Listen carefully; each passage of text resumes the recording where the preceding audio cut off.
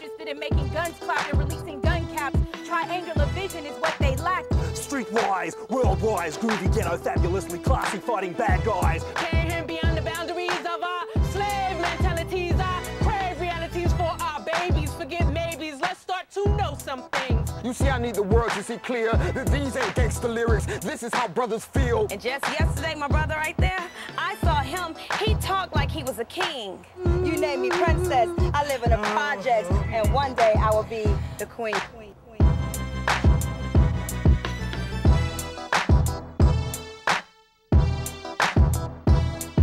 Welcome to the new season of Spoken. I'm your host, Jessica Care Moore, and the first poet up to bat is Tommy Bottoms. He calls himself the mouth of the South, and here he is with his poem, The Definition of a Slave.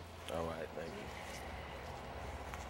Now, my primary purpose in poetry is to tick some people off.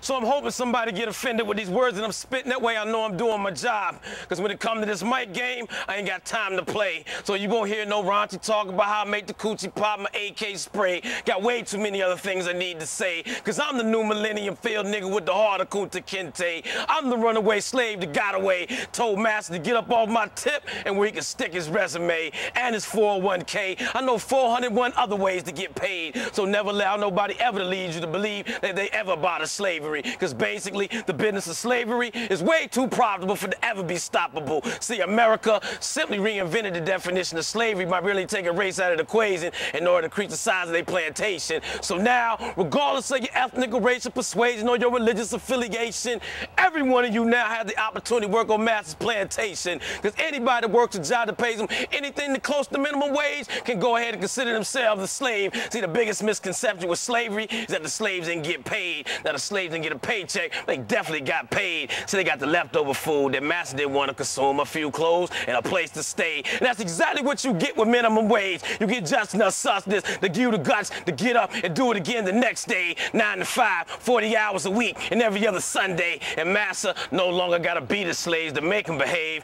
Now, they just dock your pay or mess with your sick days or put you on that 12 to 6 graveyard shift, got you busting your back from dusk to dawn, but you still don't have a phone and can barely keep your lights on. So in order for those little extra comfort in life, sometimes the slaves are forced to resort to committing petty crimes. Because see, those slaves lived back in the day, not only were they brave, but they had to live bold, because whenever that weather got blistering cold, those same slaves had to break into master's home to steal warm blankets and extra clothes. And that's the very reason why, to this very day and time, they still associate black people with crime, which brings me to the 13th Amendment, where clearly mentions that slavery was the boss for all persons except for those convicted of a crime. So plantations become penitentiaries or correctional facilities where the state pays the inmate 8 cents an hour, provides them with food, clothes, and a shower, and a place to stay. And that's when the warden forces that prison to produce products that the state turns right back around and sells in the open market. That's slavery 101, baby, regardless of what you want to call it. I mean, what if all these Walmart stores existed back in the year 1712?